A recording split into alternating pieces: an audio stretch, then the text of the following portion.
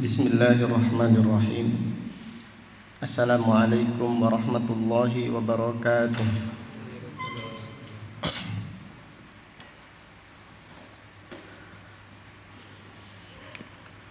Innal hamdalillah nahmaduhu wa nasta'inuhu wa nastaghfiruh wa na'udzu billahi min shururi anfusina wa min sayyiati a'malina. May yahdihillahu fala mudilla lahu wa may yudlil fala hadiya lahu. Wa asyhadu an la ilaha illallah wahdahu la syarika lahu wa asyhadu anna Muhammadan abduhu wa rasuluh. Amma ba'du, fa inna asdaqal hadithi kitabullah wa khairal hadi hadi Muhammadin sallallahu alaihi wasallam wa syarrul umuri muhdatsatuha wa kullu muhdatsatin bid'ah wa kullu bid'atin dhalalah wa kullu dhalalatin finnar. Alhamdulillah, pada siang yang berbahagia ini, yaitu hari Senin tanggal 19 bulan Muharram tahun 1442 Hijriah, dengan izin Allah Subhanahu wa taala kita melanjutkan kembali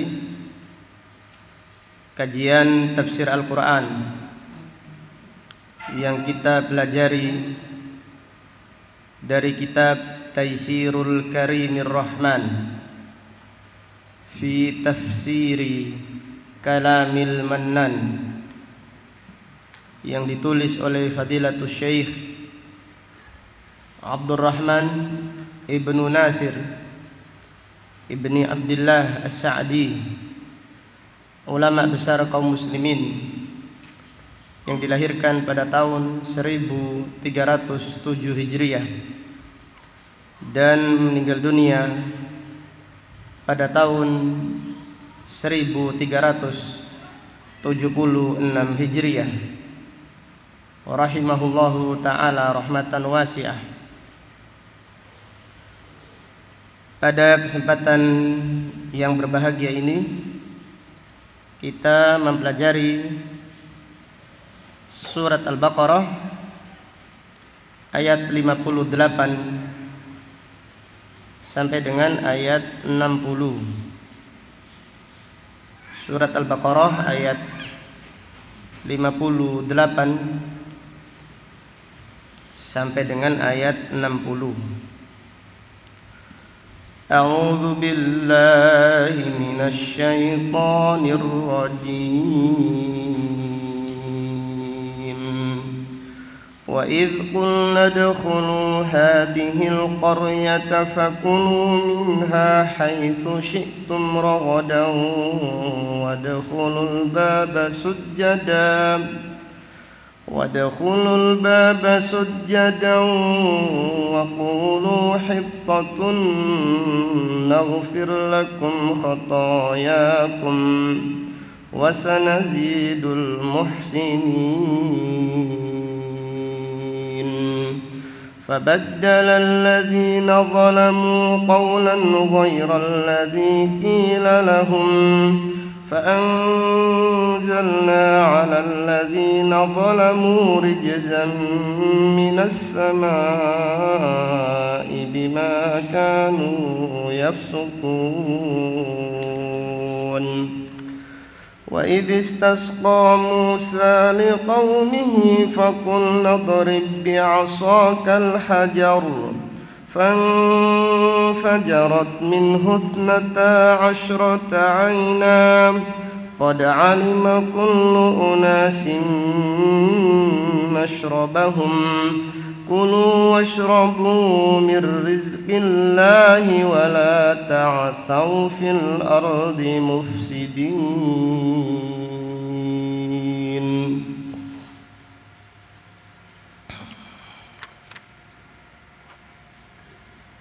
Allah Subhanahu wa taala berfirman, wa idh qulna, dan ingatlah ketika kami berfirman, udkhulu, masuklah kalian wahai Bani Israel, hadhil qaryah, masuklah ke negeri ini. Yang dimaksud adalah Baitul Maqdis. Fakulu minha, dan makanlah dari makanan-makanan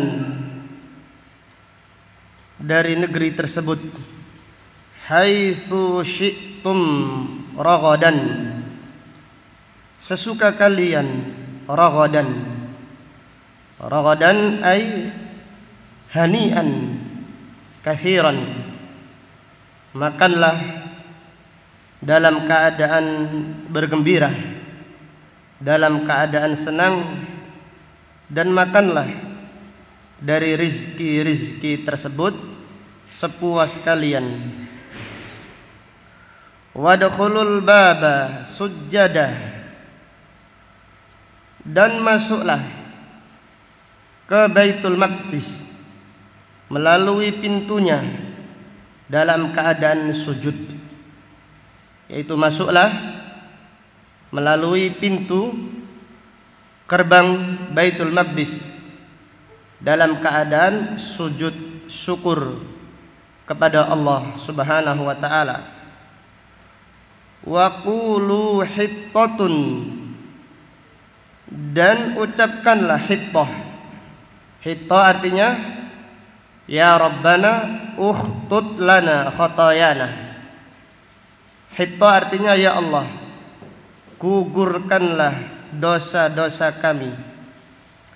Naghfir lakum khatayakum, maka kami akan mengampuni dosa-dosa kalian. Wa sanazidul muhsinin, dan kami akan tambahkan kenikmatan dan kami tambahkan pahala kepada orang-orang yang muhsinin, yaitu orang yang beribadah kepada Allah Subhanahu wa taala dengan maksimal dan berbuat baik kepada manusia. Ayat 59, fabaddala alladziina zalamu qawlan ghairal ladzi qila lahum, maka orang-orang yang zalim dari Bani Israel mengganti perkataan, mengganti ucapan, mengganti perintah yang tidak diperintahkan kepada mereka. Fa anzalna 'alal ladzina zalamu rijzan, maka kami turunkan kepada orang-orang yang zalim dari Bani Israel, kami turunkan kepada mereka rijzan, penyakit, dan kami turunkan kepada mereka adab minas sama, dari langit, bima kanu yafsukun, karena kefasikan mereka. Ayat 60, Allah berfirman, wa idistasqa Musa liqaumih, dan ingatlah ketika Nabi Musa alaihissalam meminta diturunkan hujan untuk kaumnya. Itu Nabi Musa alaihissalam berdoa kepada Allah Subhanahu wa taala agar Allah menurunkan hujan kepada Bani Israel. Faqul nadrib bi'asaqal hajar, kami katakan kepada Nabi Musa alaihissalam, pukulkan tongkatmu ke sebuah batu. Allah Subhanahu wa taala memerintahkan agar Nabi Musa alaihissalam memukulkan tongkatnya ke sebuah batu. fanfajarat minhu ithnata asyrata ainah, tiba-tiba batu tersebut memancarkan 12 mata air. Jadi batu tersebut memancarkan 12 mata air. Qad alima kullu unasin masyrabahum. Setiap kabilah, jadi Bani Israel 12 kabilah, setiap kabilah mengetahui tempat minum mereka. Allah berfirman, kulu washrabu min rizqillah, makanlah dan minumlah dari rizki yang Allah berikan.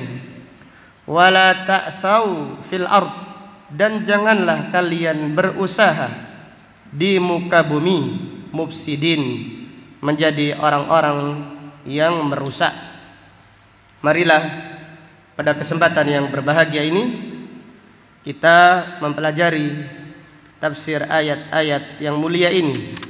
Kita berdoa kepada Allah Subhanahu wa taala, semoga Allah memudahkan kita mempelajari ayat-ayat yang agung ini. Semoga Allah Subhanahu wa taala menganugerahkan kita ilmu yang bermanfaat dan al-amal as-salih. Amin ya rabbal alamin. Fadilatul Syekh As-Sa'di rahimahullah berkata, wa hadza aidan min ni'matihi alaihim ba'da maksiyatihim iyyahu. Ayat ini adalah penjelasan tentang nikmat Allah Subhanahu wa taala kepada Bani Israel setelah mereka bermaksiat kepada Allah. Jadi Bani Israel adalah kaum yang durhaka, banyak maksiatnya. Namun Allah Subhanahu wa taala masih memaafkan mereka. Dan Allah Subhanahu wa taala masih memberikan kenikmatan yang banyak kepada mereka. Fa'amarahum bidukhuli qaryatin takunu lahum izzan wa watanan wa maskanan. Allah Subhanahu wa taala memerintahkan kepada mereka untuk masuk ke sebuah negeri, yaitu yang dimaksud negeri apa? Palestina. Yang negeri tersebut akan menjadi simbol kejayaan mereka, dan negeri tersebut akan menjadi watan, negara mereka, dan tempat tinggal mereka. Ini adalah anugerah Allah Subhanahu wa taala kepada Bani Israel, yang sebelumnya mereka ketika Nabi Musa alaihissalam masih hidup, Nabi Musa berkata kepada Bani Israel, menyampaikan perintah Allah Subhanahu wa taala untuk berjihad ke Baitul Maqdis. Namun mereka menolak. Mereka protes akan perintah tersebut. Allah Subhanahu wa taala berfirman, mengisahkan ucapannya Nabi Musa, ya qaumi dukhulul ardal muqaddasata allati kataballahu lakum wa la tartaddu ala adbarikum fatanqalibu khasirin. Wahai kaumku, masuklah kalian ke negeri yang muqaddas, negeri yang suci, negeri yang disucikan, yang Allah tetapkan untuk kalian. Artinya berjihadlah ke Palestina, ke Baitul Maqdis, tempat yang Allah pilihkan untuk kalian. Wala tartaddu ala adbarikum, jangan kembali ke belakang, jangan mundur. Niscaya kalian akan menjadi orang-orang yang merugi. Bani Israel adalah kaum yang membangkang, kepada nabinya saja membangkang, apalagi kepada yang lain. Qalu ya Musa, mereka berkata, wahai Musa, inna fiha qauman jabbarin. Di Palestina, di Baitul Maqdis ada orang-orang yang kuat. Wa inna lan nadkhulaha hatta yakhruju minha. Kami tidak akan masuk sampai mereka keluar. Lah maksudnya apa? Mereka disuruh keluar dengan baik-baik. Setelah itu rumah mereka ditempati secara gratis gitu. Maka mereka berkata, inna lan nadkhulaha, kita tidak mungkin masuk sampai mereka keluar. Kalau mereka keluar baru kita masuk. Wa inna lan nadkhulaha hatta yakhruju minha fa ay yakhruju minha fa inna dakhilun. Kalau mereka keluar baru kita masuk, tidak pakai perang, tidak pakai susah-susah. Ini usulan Bani Israel, ini protesnya. Kemudian Allah Subhanahu wa taala melanjutkan firman-Nya, qala alladziina yakhafuna an'ama Allahu 'alaihim madkhulu 'alaihimul bab, dan berkata dua orang yang takut atas kenikmatan Allah kepada mereka, wahai Bani Israel, masuklah ke negeri tersebut, ke Palestina. Udkhulu 'alaihimul bab, lawan mereka, berjihadlah di jalan Allah. Fa idza dakhaltumuhu fa innakum ghalibun. Kalau kalian masuk, kalian pasti menang, ditolong oleh Allah. Wa 'alallahi fatawakkalu in kuntum mu'minin, dan hanya kepada Allah bertawakallah jika kalian benar-benar beriman. Lagi-lagi Bani Israel adalah kaum yang membangkang, kaum yang ngayal dan dablek. Mereka berkata, qalu ya Musa, inna lan nadkhulaha abadan madamu fiha. Wahai Musa, sekali-kali kita tidak akan masuk ke Palestina selama-lamanya. Abadan, selama mereka masih ada, selama penduduk Palestina masih ada, kami tidak akan masuk. Fadhhab anta wa rabbuka, pergilah kamu dan Tuhanmu. Faqatilah, dan berperanglah bersama Tuhanmu. Inna hahuna qaidun, kami di sini menunggumu. Tak enteni di sini. Kalau menang kita ikut masuk. Ini menunjukkan pembangkangan yang luar biasa, pembangkangan yang sempurna dari Bani Israel. Akhirnya Nabi Musa alaihissalam putus asa. Qala rabbi inni la amliku illa nafsi wa akhi fafruq bainana wa bainal qaumil fasikin. Ya Allah, aku tidak bisa berbuat apa-apa. Aku tidak bisa memiliki kekuatan apapun kecuali hanya untukku dan saudaraku. Tidak bisa memaksa mereka. Fafruq, ya Allah, pisahkan, putuskan antara kami dan orang-orang yang fasik. Maka Allah memutuskan, qala fa innaha muharramatun alaihim arba'ina sanah. Qala fa innaha, Allah berfirman, sesungguhnya negeri Palestina haram bagi Bani Israel masuk mereka arba'ina sana, 40 tahun. Yatihuna fil ard, mereka tersesat di padang pasir selama 40 tahun, tidak menemukan pintunya. Yatihuna fil ard, tersesat di muka bumi, tersesat dari Mesir sampai Palestina 40 tahun tidak ketemu-ketemu. Fala ta'sa 'alal qaumil fasikin, maka janganlah menyesal, jangan menyesali perbuatan orang-orang yang fasik. Nabi Musa alaihissalam meninggal dunia di masa 40 tahun ini. Demikian pula Nabi Harun alaihissalam meninggal dunia di masa ini. Kemudian murid Nabi Musa yang namanya Yusha bin Nun. Nabi Yusha alaihissalam, yaitu pemuda yang menemani Nabi Musa menemui siapa? Nabi Khadir. Inilah yang diangkat oleh Allah, diutus oleh Allah menjadi nabinya Bani Israel sepeninggal Nabi Musa alaihissalam.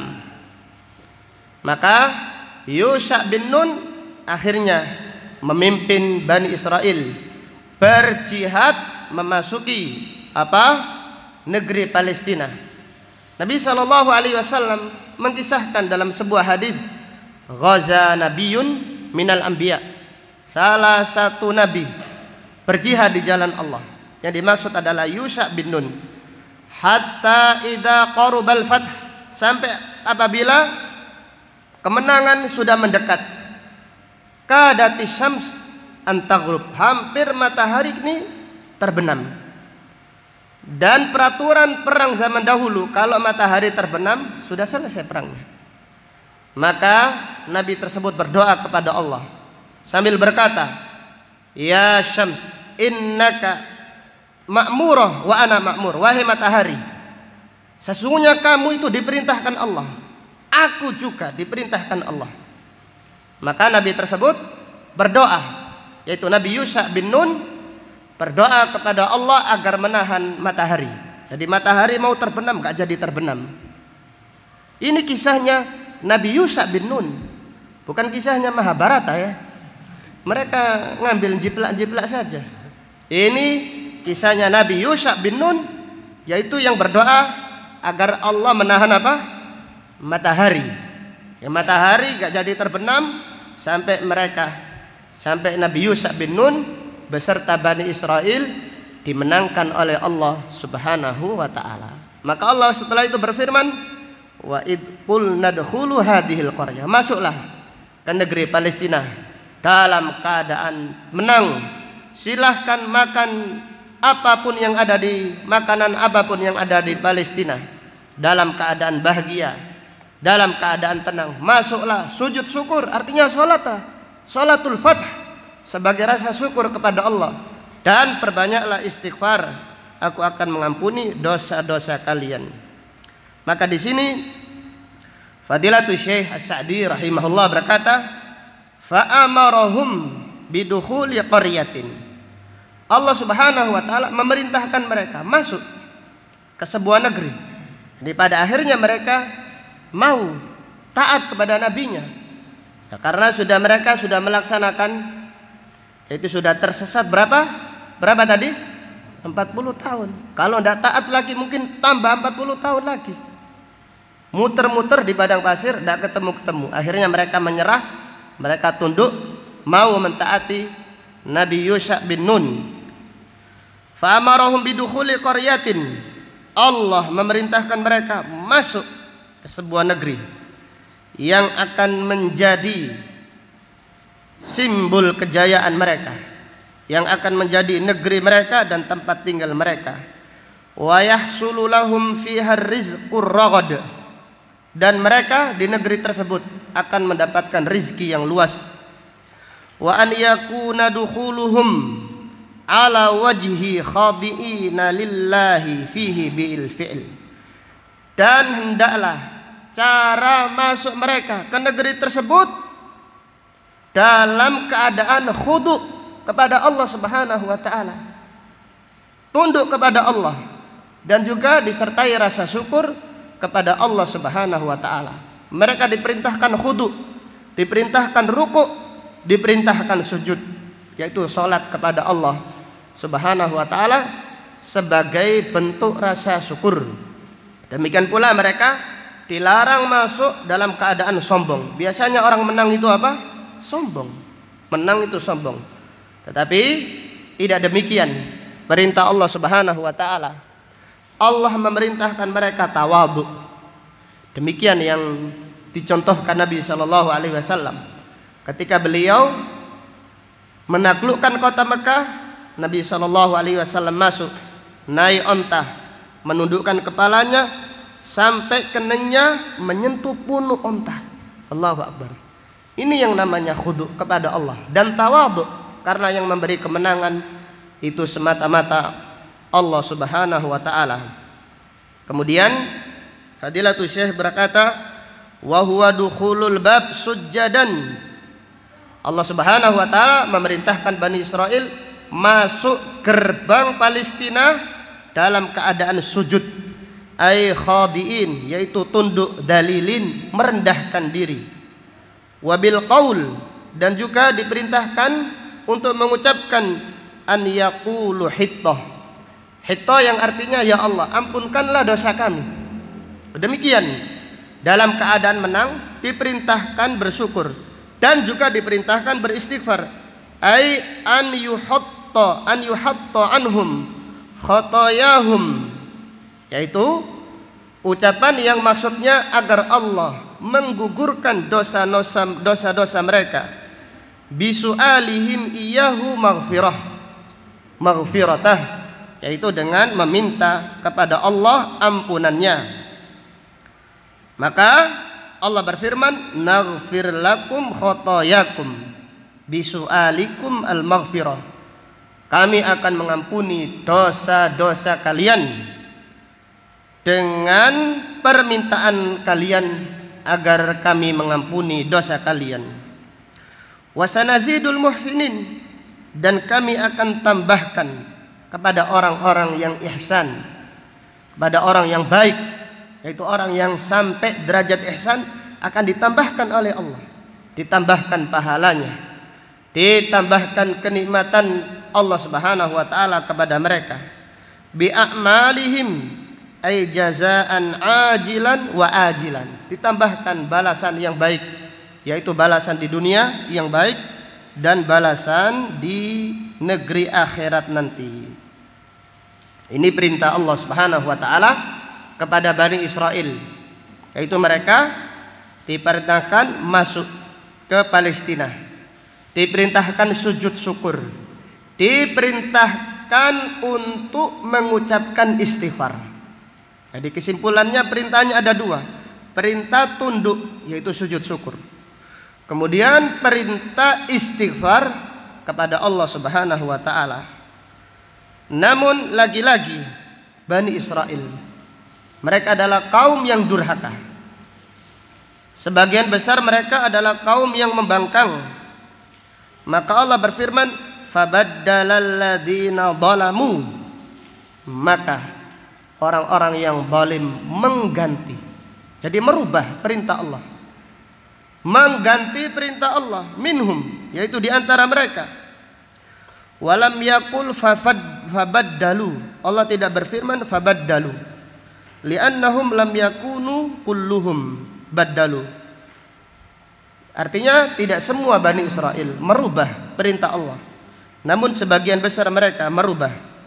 Qaulan ghairal ladzi qila lahum, mengganti ucapan yang tidak diperintahkan kepada mereka. Faqalu badala hittah, yaitu habbatun fi hintah, mereka diperintahkan mengucapkan hittah. Hittah itu apa artinya tadi? Ampunan. Ya Allah, ampunkanlah dosa kami. Diperintahkan mengucapkan hittah ditambahi nun, jadi hintah yang artinya apa? Gandum. Artinya mereka mengejek, melecehkan, istihza, bermain-main, mempermainkan, memperolok-olok perintah Allah Subhanahu wa taala. Yaitu lihatlah Bani Israel diperintahkan mengucapkan hittah ditambahi nun, tambahan, dikasih bid'ah. Jadi bid'ah itu sesat, dolalah, ditambahi nun jadi hintah. Padahal hintah itu artinya apa? Gandum. Istihanatan bi amrillah, mereka memperolok perintah Allah. Wastihzaan, dan mereka mempermainkan ayat-ayat Allah. Wa idza baddalul qaul ma'a khiffatihi fatabdiluhum lil fi'l min babi aula wa ahra. Apabila mengganti ucapan walaupun itu ringan, itu gampang bagi mereka, maka fatabdiluhum lil fi'l min babi aula, demikian pula mengganti perbuatan lebih dilakukan oleh Bani Israel, min babi aula wa ahra. Apabila mengucapkan itu gampang, asal diganti, apalagi perbuatan. Maka apa yang diganti oleh Bani Israel? Walihada dakhalu yazhafuna al adbarihim, diperintahkan sujud syukur malah merayap. Merayap ya, bahasa Indonesianya berangkang itu apa?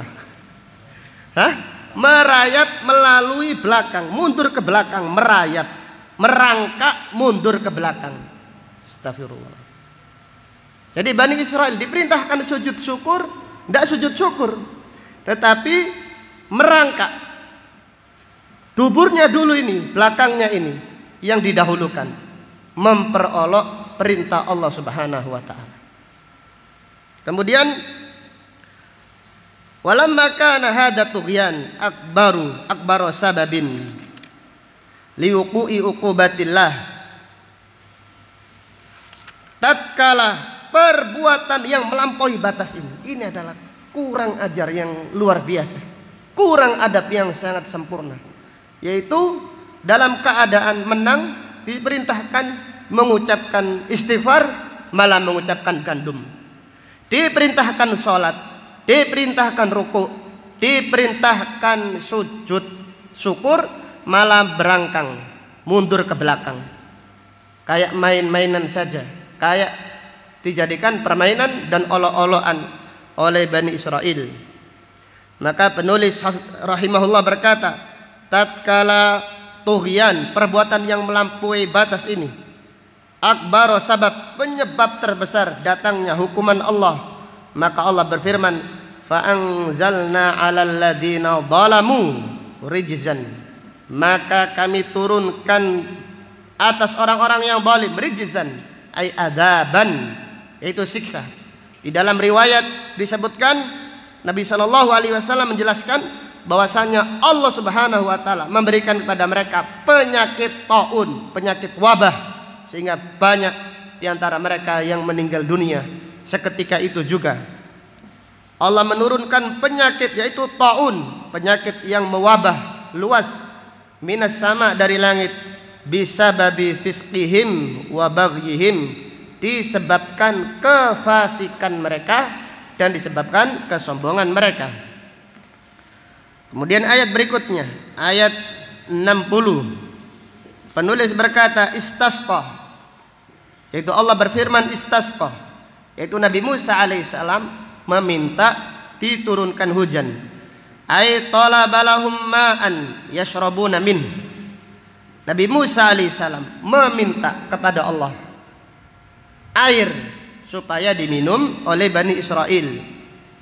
Faqul nadrib bi asaqal hajar, maka kami katakan kepada Nabi Musa alaihissalam, pukulkan tongkatmu ke sebuah batu manapun yang ada di dekatmu.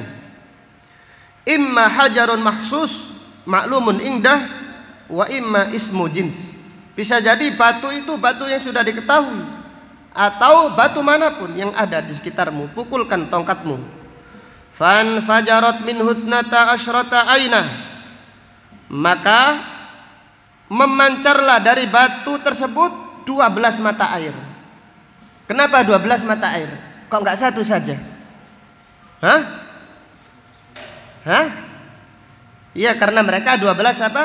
Kabilah. Kenapa kok enggak satu saja mata air yang besar memancar? Kok enggak satu saja? Karena apa? Bani Israel adalah kaum yang membangkang. Jadi kalau sekiranya mata airnya satu saja, mereka akan royok-royokan duluan. Saya yang lebih dulu, saya yang berhak. Enggak jadi minum, yang terjadi akan jadi saling bunuh-membunuh gara-gara mata air satu saja. Jadi Allah Subhanahu wa taala Maha tahu Bani Israel adalah kaum yang benar-benar sempurna ngeyelnya. Maka Allah memberikan kepada mereka 12 mata air.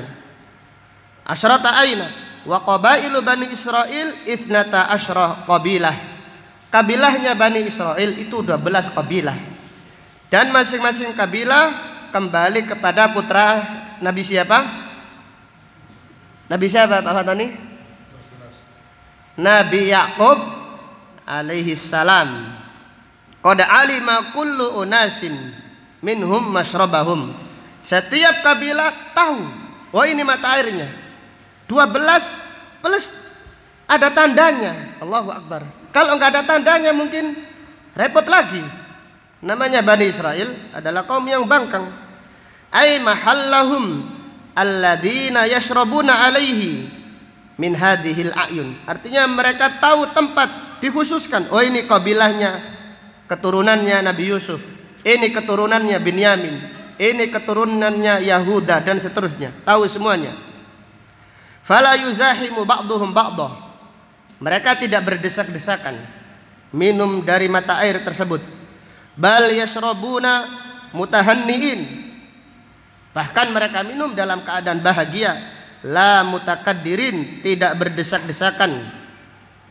Walihada qala, maka dari itu Allah berfirman, kulu washrabu min rizqillah, makan dan minumlah dari rizki Allah, ay alladzi atakum, yaitu yang datang kepada kalian, min ghairi sa'yin wala ta'ab, yaitu kalian tidak berusaha, tidak mencarinya dan tidak pula bersusah payah. Wala ta'thaw fil ard, ay tukhribu ala wajhil ibsad, namun janganlah kalian berusaha merusak di muka bumi. Dari 3 ayat yang agung ini terdapat beberapa pelajaran penting yang kita simpulkan. Yang pertama, fihi masyru'iyatu al-jihad fi sabilillah, disyariatkan jihad di jalan Allah. Jadi jihad di jalan Allah itu syariatnya Nabi Muhammad sallallahu alaihi wasallam. Bahkan ini syariatnya Nabi Musa alaihissalam, syariat yang ada di Taurat. Di jihad fi sabilillah itu adalah ajaran Al-Quran. Ini adalah ajarannya para nabi dan para rasul. Maka sungguh terlaknat para intelek yang mengatakan jihad itu ajarannya teroris. Ini adalah ucapan yang sangat dimurkai oleh Allah Subhanahu wa taala. Jihad itu syariat Islam, gak bisa dihapus sampai hari kiamat nanti. Walaupun mereka orang-orang yang lemah imannya atau orang-orang munafik berusaha menghapus syariat jihad. Jihad selalu ada sampai hari kiamat, tidak bisa dihapus. Mereka tidak akan bisa memadamkan agama Allah Subhanahu wa taala. Maka dengan lisan mereka, dengan upaya mereka. Jadi di buku-buku pelajaran anak SD, Perang Badar sudah dihapus. Ini kisah ini menimbulkan radikal. Yang radikal itu otak mereka yang rusak. Jihad di dalam Islam adalah jihad yang rahmatan lil alamin. Jadi yang radikal itu otak mereka yang sempit, yang tidak faham akan syariat Islam, atau bahkan mereka faham tapi mereka menjual agama dengan dunia yang sedikit. Maka kita katakan jihad fisabilillah adalah syariat Islam. Maka orang yang ridho silahkan meridhoinya, orang yang tidak ridho silahkan menolaknya, silahkan. Adapun tanggung jawab mereka di hadapan Allah Subhanahu wa taala. Kemudian pelajaran berikutnya, fihi annal jihada madin ila yaumil qiyamah ma'al barri wal fajir. Jihad akan selalu ada sampai hari kiamat di bawah pimpinan imam yang adil dan di bawah pimpinan imam yang zalim. Ini adalah akidah Ahlussunnah wal Jamaah. Jihad itu selalu ada sampai hari kiamat. Bersama imam siapa? Imam manapun. Imam yang adil, imam yang baik, kita taat. Imam yang zalim pun kita mentaati mereka.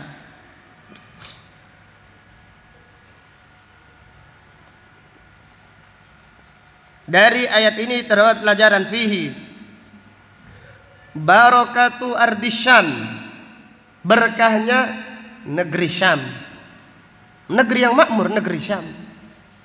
Allah berfirman tentang negeri Syam, baldatun thayyibatun, negeri yang baik, wa rabbun ghafur, dan Rabb yang maha pengampun. Ini tentang negeri Syam.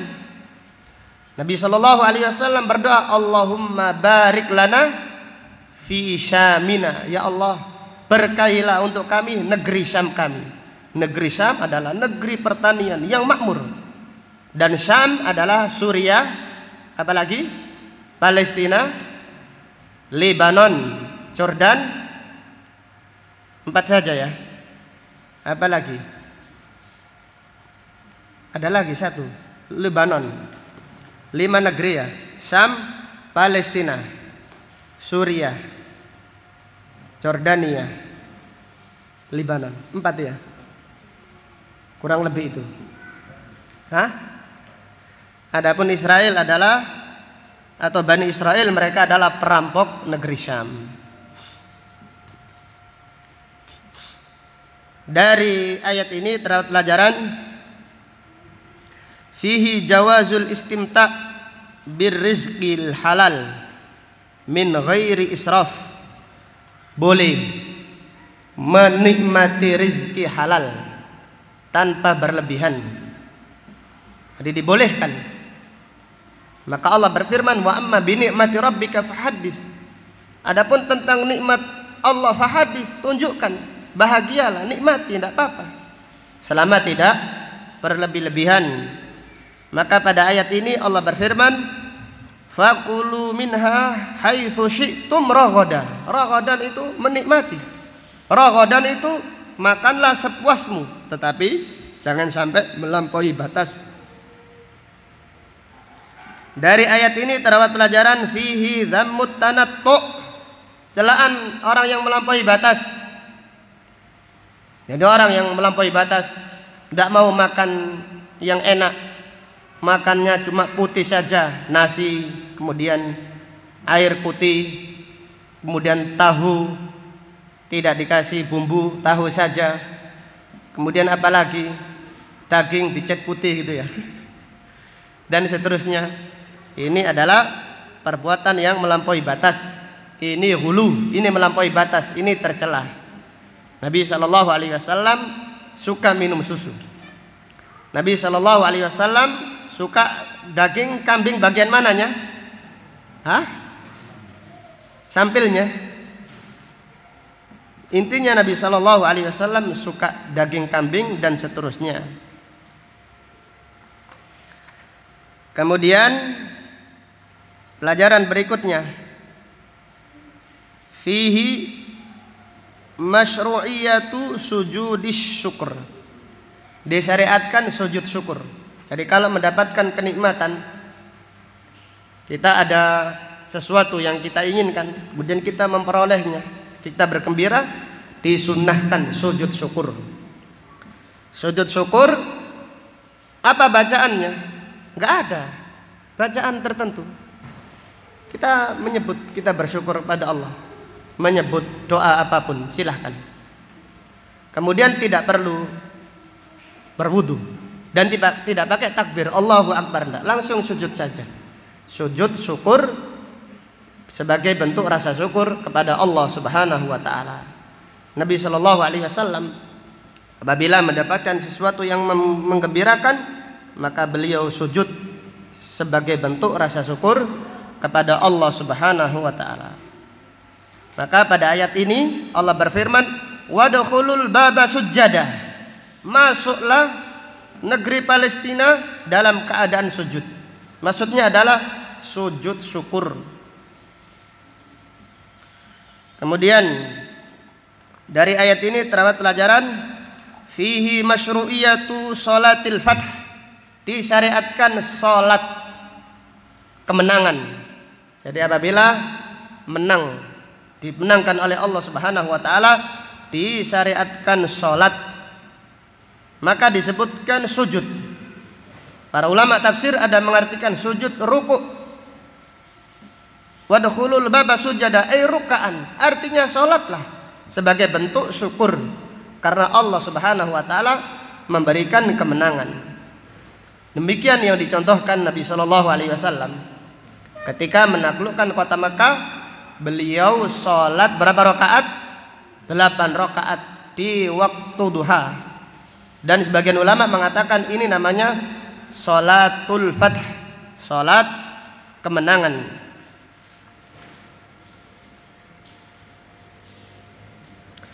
Fihi wujubul khudu' lillah wasyukri lahu inda nasr. Diwajibkan tunduk kepada Allah dan diwajibkan bersyukur kepadanya di saat kemenangan. Jadi demikian kemenangan. Dalam keadaan menang diperintahkan tunduk, bukan pesta pora-pora.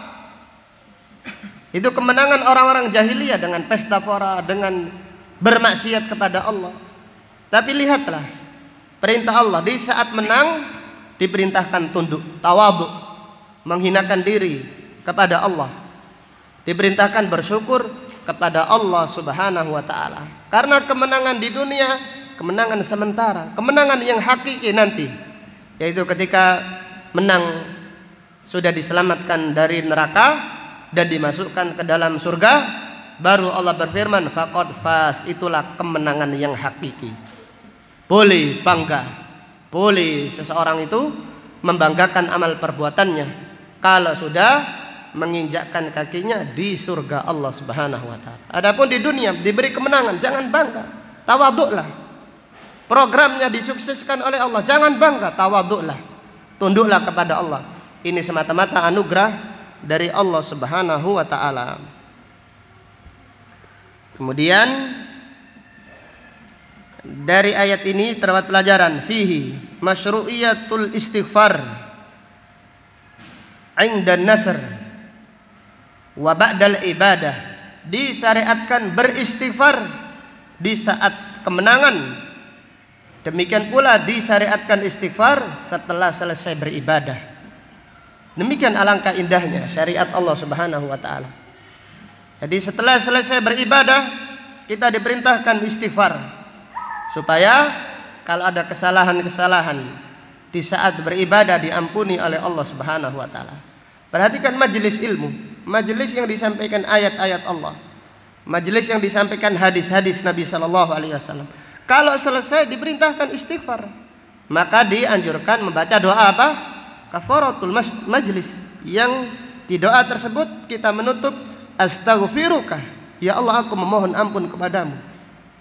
Wa atubu ilaik, ya Allah aku memohon taubat kepadamu. Padahal itu selesai ngaji, selesai berjihad diperintahkan beristighfar, selesai sholat diperintahkan beristighfar, selesai wukuf di Arafah, selesai ibadah apapun diperintahkan istighfar. Maka Allah Subhanahu wa taala berfirman, wastaqimu ilaihi wastaghfiru. Istiqomalah mengerjakan perintah Allah, kemudian istighfarlah. Setelah istiqomah ditutup dengan apa? Istighfar kepada Allah Subhanahu wa taala. Kemudian dari ayat ini terdapat pelajaran fihi dhammul kibr 'inda nasr. Celaan bagi orang yang sombong, orang yang bangga di saat diberi kemenangan oleh Allah Subhanahu wa taala. Ini orang yang tercela, kemenangan itu dari Allah, maka harus tunduk, harus tawadhu, harus bersyukur, harus beristighfar, bukan malah menyombongkan diri. Maka lihatlah firman Allah Subhanahu wa taala kepada Nabi Muhammad sallallahu alaihi wasallam, idza jaa nasrullahi wal fath, apabila datang pertolongan Allah dan telah datang penaklukan kota Mekah, wa ra'aitan nasa yadkhuluna fi dinillahi afwaja, kamu melihat manusia masuk ke dalam Islam berbondong-bondong. Apa diperintahkan?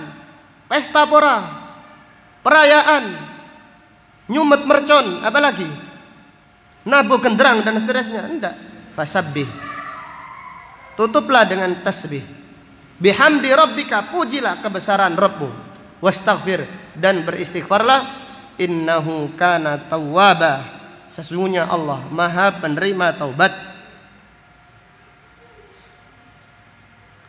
Kemudian pelajaran berikutnya fihi inadu bani Israel, keterangan tentang ngeyelnya, bandelnya Bani Israel, yaitu mereka diperintahkan mengucapkan istighfar lalu diganti dengan apa? Gandum. Disuruh mengucapkan hitta yang artinya ya Allah ampunkanlah dosa kami. Mereka mengatakan sambil tertawa-tertawa, sambil mengejek-ejek, melecehkan perintah Allah, mereka mengucapkan hintotun, artinya gandum. Mereka diperintahkan sholat, diperintahkan rukuk, diperintahkan sujud, namun mereka merangkak mundur ke belakang. Jadi yang masuk pertama kali itu bukan kepala mereka, tetapi dubur mereka. Ini adalah perbuatan yang tercela, laknatullah alaihim. Fihi al-istihza'u bid-dini kufrun. Dari ayat ini terdapat pelajaran memperolok agama itu adalah kekufuran. Memperolok agama, memperolok syariat, memperolok cadar. Dulu mereka memperolok, sekarang tidak ada yang memperolok, semuanya pakai cadar, alhamdulillah. Benar tidak? Yang enggak jilbaban pun sekarang pakai apa? Pakai cadar. Sudah tidak ada olok-olok lagi. Memperolok apapun syariat Allah, jenggot, jilbab, cadar, syariat manapun. Apabila itu adalah syariat Allah, itu apabila sunnah Nabi Sallallahu Alaihi Wasallam, kemudian diperolok, itu adalah kekufuran. Maka mereka mencontoh Bani Israel dan mereka mencontoh orang-orang munafik. Allah berfirman kepada orang-orang yang suka memperolok syariat Allah, qul abillahi wa ayatihi wa rasulihi kuntum tastahzi'un. Katakan, apakah dengan Allah, dengan ayat-ayatnya, dengan rasulnya kalian memperolok, kalian bermain-main, kalian jadikan sebuah candaan yang melecehkan? La ta'tadiru, jangan banyak alasan, jangan banyak berkilah. Qad kafartum ba'da imanikum, kalian telah kufur setelah kalian beriman. Ini menunjukkan bahwasannya memperolok agama adalah kufur, walaupun niatnya hanya senda gurau. Wal iyadu billah. Dari ayat ini terdapat pelajaran fihi dhammul bid'ah, celaan orang-orang yang bid'ah. Mereka menambah seperti Bani Israel, ditambahi nun. Jadi orang yang bid'ah itu orang yang suka nambah-nambah agama yang sudah sempurna. Maka Nabi Shallallahu Alaihi Wasallam bersabda, kullu bid'atin dolalah, setiap bid'ah di dalam agama itu sesat. Wa kullu dolalatin finnar, dan setiap kesesatan itu di neraka. Urusan dunia mereka suka yang ori, suka yang asli. Benar atau enggak? Orang itu urusan dunia suka yang asli, suka yang paling asli. Kalau ada yang paling asli mereka mau. Itu urusan dunia. Lalu urusan agama kok mereka tidak mau yang asli. Mereka mau ditambahi, diinovasi, direvisi, diedit sesuka mereka. Maka ayat ini adalah bantahan, celaan bagi orang yang suka menambah di dalam perkara agama. Fihi dammut tabdil wat tahrif li kalimatillah. Jadi Syekh Utsaimin rahimahullah menjelaskan pada ayat ini terdapat pelajaran celaan bagi orang yang merubah ayat-ayat Allah. Jadi ayat-ayat Allah dirubah. Kalau tidak dirubah lafadznya, dirubah maknanya. Mereka dengan mengatasnamakan takwil, mereka merubah ayat-ayat Allah, terutama sifat-sifat Allah. Ini mereka mencontoh orang-orang Yahudi. Karena ciri-ciri orang Yahudi, yuharrifunal kalima an mawadhi'ih, merubah ayat-ayat Allah dari tempatnya. Jadi kalau Al-Quran tidak bisa dirubah lafadznya, mereka ahlul bidah, ahlul dolalah merubah maknanya. Jadi terutama di dalam pembahasan sifat-sifat Allah Subhanahu wa taala, mereka merubah. Seperti Allah memiliki tangan, padahal lafadz di dalam Al-Quran itu jelas-jelas tangan. Mereka rubah. Mereka mengatakan tangan artinya kekuatan. Ini termasuk contoh merubah ayat-ayat Allah Subhanahu wa taala. Dari ayat ini terdapat pelajaran fihi itsbatu sifatil qaul lillah, mengimani sifat kalam untuk Allah Subhanahu wa taala. Allah berbicara secara hakiki, jangan dirubah. Allah berbicara dengan huruf, dengan suara yang didengarkan. Fihi itsbatu sifatil ulu lillah, mengimani sifat ulu. Allah Maha tinggi. Jadi Ahlus Sunnah wal Jamaah, para sahabat radhiyallahu anhum mengimani bahwasanya Allah Subhanahu wa taala Maha tinggi, berada di tempat yang paling tinggi. Dari ayat ini terdapat pelajaran fihi annal anbiya'a la yamlikuna qatratan wahidatan minal ma'. Para nabi dan para rasul tidak mempunyai satu tetes air hujan, tidak bisa. Nabi Musa alaihissalam tidak bisa memiliki satu tetes. Nabi Muhammad sallallahu alaihi wasallam tidak memiliki satu tetes pun air. Maka ketika terjadi paceklik, Nabi Muhammad sallallahu alaihi wasallam berdoa, ya Allah, Allahumma aghithna. Ya Allah, turunkan hujan kepada kami. Meminta kepada Allah. Karena yang memiliki air, yang memiliki alam semesta seluruhnya hanya Allah Subhanahu wa ta'ala. Maka sungguh tercela, terlaknat orang yang meminta hujan kepada kuburan para wali. Sungguh terlaknat orang yang meminta hujan kepada pohon-pohon, kepada makhluk-makhluk, padahal mereka tidak memiliki apa-apa. Lihatlah ayat ini, wa idistasqa Musa. Ingatlah ketika Nabi Musa alaihissalam meminta hujan, meminta kepada Allah. Yang memiliki hujan itu Allah Subhanahu wa ta'ala. Fihi masyru'iyatu salatil istisqa, disyariatkan salat istisqa. Jadi salat meminta hujan adalah salat yang disyariatkan oleh Rasulullah sallallahu alaihi wasallam. Fihi, dari ayat ini terdapat pelajaran al-iltija'u ilallah inda syiddah, kembali kepada Allah di saat kesulitan. Ini adalah petunjuknya para nabi dan para rasul.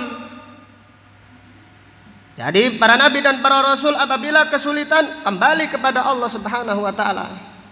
Tidak seperti slogan pemuda, apabila cinta ditolak, apa kata mereka? Dukun apa? Dukun bertindak. Nah, ini perbuatan yang tercela. Ini adalah kesyirikan. Jadi kalau kesulitan, minta kepada Allah Subhanahu wa ta'ala. Kemudian dari ayat ini terdapat pelajaran fihi isbatu mu'jizatil anbiya wa karamatil auliya, mengimani mukjizat Allah berikan kepada para nabi dan mengimani karamah Allah berikan kepada wali-walinya. Itu sekarang sangat jelas bagaimana mukjizat Allah perlihatkan kepada Bani Israel. Mukjizatnya Nabi Musa alaihissalam, yaitu batu memancarkan air, 12 mata air. Kemudian faedah yang disebutkan oleh Syekh Utsaimin, ma min ayatin sabaqat li rasulin illa thabatat mithluha lin nabi sallallahu alaihi wasallam wa li ummati. Tidak ada mukjizat yang Allah berikan kepada seorang nabi pun kecuali Allah memberikan kepada Nabi Muhammad sallallahu alaihi wasallam dan kepada umatnya. Apabila Nabi Musa alaihissalam dengan izin Allah memukul batu dengan tongkatnya, lalu memancarkan 12 mata air. Maka Nabi Shallallahu Alaihi Wasallam diriwayatkan dari jari-jarinya memancarkan air yang deras. Mana yang lebih sempurna mukjizat ini? Yaitu air keluar dari batu atau keluar dari jari? Mana yang lebih sempurna? Lebih sempurna yaitu mukjizat Nabi Shallallahu Alaihi Wasallam, air keluar dari jari-jari. Ini tidak umum. Kalau air keluar dari batu itu umum, biasa. Tetapi dalam kondisi tidak ada air, lalu Allah mengizinkan air itu memancar dari batu yang kering, itu tanda mukjizat yang luar biasa. Lebih luar biasa lagi mukjizatnya Nabi Shallallahu Alaihi Wasallam. yaitu air memancar dari jari-jarinya. Para sahabat melihat dengan jelas. Allahu Akbar. Kemudian pelajaran berikutnya, fihi bayanu kasrati i'tiradi Bani Israel. Keterangan tentang banyaknya protes Bani Israel. Itu dijelaskan oleh para ulama, yaitu Allah memberi 12 mata air. Ini sebagai bentuk penjelasan bahasanya Bani Israel adalah orang yang suka protes. Kasih satu, tidak terima. Dua, tidak terima. 12 pun kalau nggak ada tandanya masih berantem. Menunjukkan bahwasanya banyak protes itu perbuatan yang tercela. Sangat tercela sekali. Jadi orang yang suka banyak protes, contoh imamnya siapa? Bani Israel. Maka para ulama menjelaskan fihi bayanu qanaati ashabin Nabi sallallahu alaihi wasallam. Keterangan qanaahnya para sahabat. Tidak banyak protes sahabat.